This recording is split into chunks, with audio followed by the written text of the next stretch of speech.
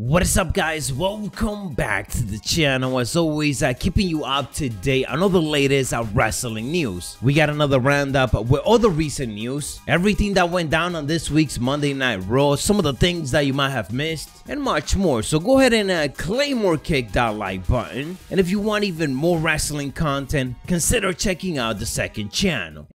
And diving right into it with the latest news and reports, on a recent interview, this is very interesting, we had Drew McIntyre blaming WWE last-minute script changes for his previous anxiety and panic attacks, but also indicating that that is something that forced him to become a better performer. During a recent interview, he indicated the following: "I am so relaxed in being myself out there because I am. There are times, about when things change right up the last second sometimes with the interviews on the show. These days doesn't affect me at all. Back in the day, I would have a panic attack.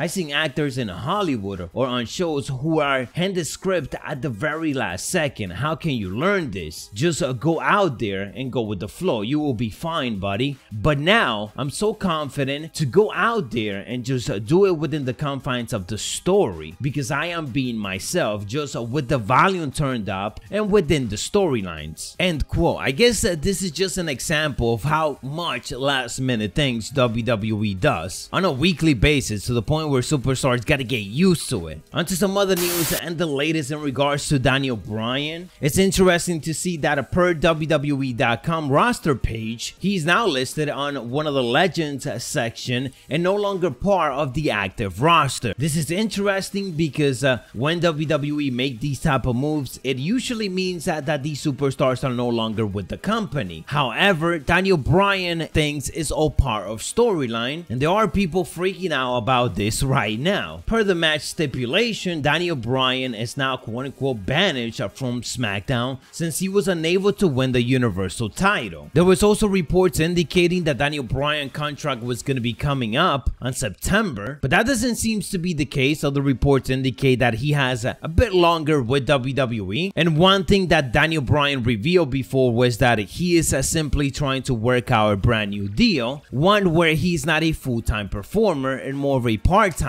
as he wants to prioritize his family more. Daniel didn't show up on Monday Night Raw this week. At this point, I'm kind of expecting him to take a break and then come back to Monday Night Raw, as he won't be welcome on SmackDown. It will be awesome for him to be on NXT for a couple of months too, because that will create for some awesome matches. But knowing WWE, that's probably not gonna go down. Onto some other quick news. We had ringside news indicating that no one backstage at WWE was told anything about the upcoming throwback episode of SmackDown because, WWE continue with the last minute decisions. Weren't we just talking about this? Basically, WWE has no idea what they're doing for throwback SmackDown just yet. Or at least they don't know the specific match card for it. The only thing that we do know is that Cesaro is gonna take on Seth Rollins. And it is that time where we gotta talk some Monday Night Raw. That Monday show that feels like it's the same thing every single week, and for whatever reason can't get it right. To be fair though, at least this week was a bit more entertaining than last week, but we still had WWE making some of their worst decisions. One big highlight coming out of this show was the return of Eva Marie, in which you could already see that Vince McMahon is excited to bring back the storyline that he has been trying to give us for probably longer than 10 years now. They did a bit of a hype promo for Eva Marie, and he or she is trying to figure out how to stand on a sport car and how to lay on it. At the end, we get to see that they're going with the Emelina gimmick that we never got to see years ago, but of course, they're calling it Evolution. She's already getting massive heat. There's a lot of people that don't want to see her on television, and that might be the reason why Vince wants to put her on TV. She's already getting a lot of backlash,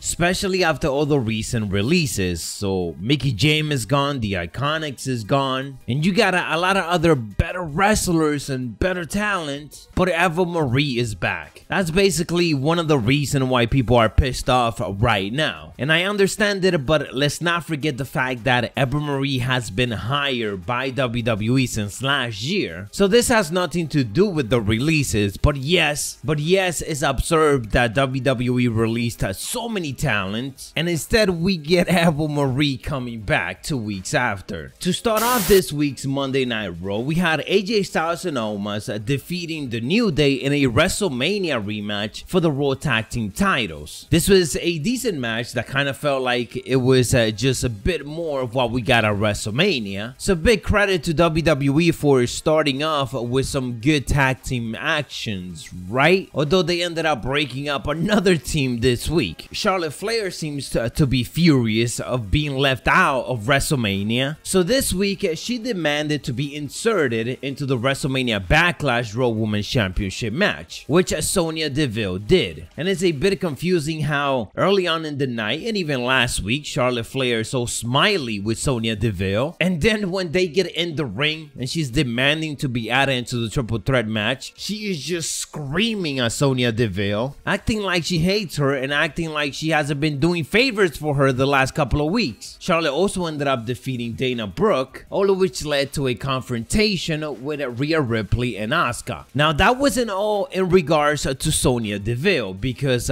she is clearly feuding with Adam Pearce right now. There's a bit of a power struggle, and during one of those segments we got to see Alexa Bliss, Lily, hanging out in the shadows in the backstage, kind of taking a look at Sonya Deville. This was something that you probably missed if you weren't paying close attention, and it might be a bit of a hidden and secret message on what WWE might have plans for her, because later on in the night we had Alexa Bliss doing one of her segments and indicating that Lily has a specific eye on someone and that someone has caught her attention tonight. Maybe WWE is trying to throw us off, we don't really know, but it's interesting nonetheless. Lily was also hanging in the backgrounds and the shadows for the Angel Garza and Drew Gulak backstage segment, but that probably has nothing to do with it. The Sonya Deville one is the interesting thing. So let's see how this developed. We had Damian Priest defeating John Morrison, and I'm here wondering if Damian Priest is gonna feud with anyone else besides The Miz. He got called out months ago, and the only people that he has problem with right now is The Miz. We had Lucha House Party defeating Cedric Alexander and Shelton Benjamin, and then at the end, Cedric Alexander told Shelton Benjamin that he was done with them as a team. Shelton Benjamin was seen in the backstage and he's not happy about it, so he's gonna give Cedric a lesson of respect. Leave it up to WWE to continue to hype up the tag team division on Monday Night Raw and even give us a hot start to the show, but then also break up another team, which is something that they do every single week. We had Angel Garza defeating Drew Gulak. Once again, Randy Orton and Riddle teamed up and they defeated Elias and Jackson Riker after another tomato segment in the backstage in which Randy Orton got hit by a couple of tomatoes. And yes, I am still talking about Monday Night Raw. We had Mansoor making his debut, getting called up to the main roster. Unfortunately, he lost the United States Open Challenge match, but by disqualification. So I guess the undefeated streak still continues. This man hasn't been pinned in 49 matches, I guess 50 now, except that win-loss record is technically over. Well done, WWE. They could have definitely hyped it up and they could have done something with it. Maybe they still can, considering that it was a disqualification, but we will see.